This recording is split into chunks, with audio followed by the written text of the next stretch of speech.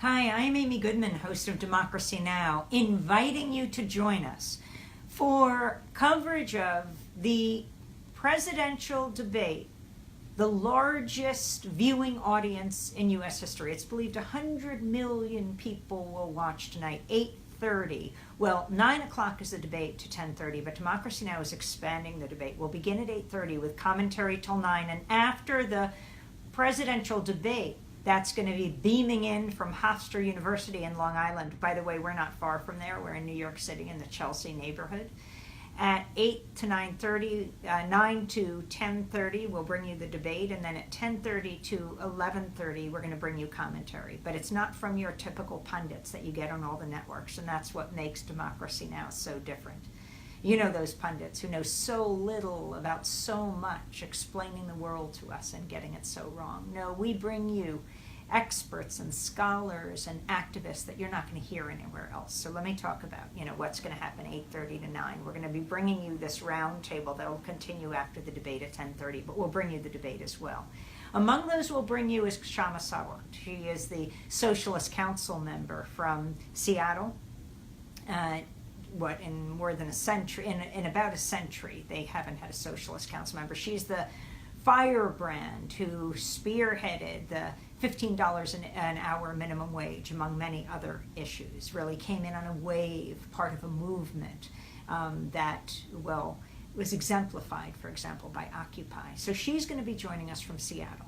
From Arizona, from the border, which has become such a pivotal debate point in this presidential year, the place that Donald Trump wants to build that border between the United States and Mexico. We'll be joined by Isabel Garcia, the pioneering immigrants' rights activist in Tucson, Arizona.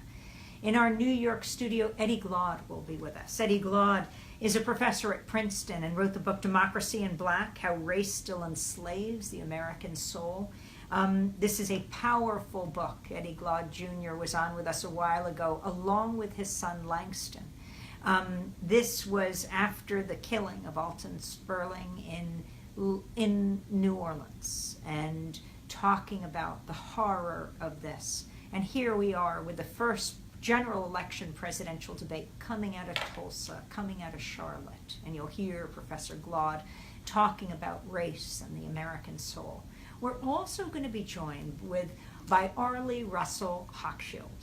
She is a sociologist, a great writer, who will be coming from a book event in New York at an independent bookstore. She's going to race into the studio watching the debate. And she's written a brand new book just out called Strangers in Their Own Land. And that book is about anger and mourning on the American right. She brings you to Trump land throughout the United States, talking about the journey to the heart of our political divide. And we'll be joined by the journalist and activist Alan Nairn, who has covered Indonesia and East Timor, Guatemala, El Salvador, Honduras, and politics in this country, imprisoned in Indonesia, challenging power in Guatemala, talking about U.S. foreign policy, the effect of this country in the world, certainly one of the key issues in this debate between Donald Trump and Hillary Clinton. Now, we'll also be talking about what's happening right outside of the hall, where there'll be something like 300 people watching the debate, because Jill Stein is expected to be there with her running mate, Ajamu Baraka. They're going to be answering questions, debate-like questions outside. And who knows what will happen there, but we'll let you know what happens with the hundreds of supporters of the Green Party, that will be outside at Hofstra University.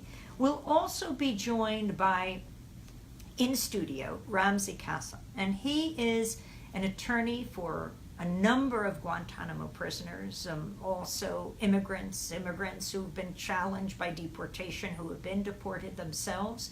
He's at CUNY Law School, has been to Guantanamo like 50 times, and that is another key issue. President Obama promised in his first year in office he would close Guantanamo. It's almost 8 years later. What's happened? Scores of men, many cleared for more than a decade, remain at Guantanamo, and it remains open. Donald Trump would like to see it expanded, and we'll talk about what this means. Yes, we're going to be talking foreign policy, domestic policy. We're going to be talking movements. We're going to be talking with people who are at the heart of these issues. So join us with Ramzi Kassan, with Arlie Hochschild, with Alan Nairn and Isabel Garcia and Kashana Savant for an amazing evening, as well as the live debate from Hofstra University. That is tonight, Monday. That is September 26th from 8:30 to 11:30 Eastern Standard Time.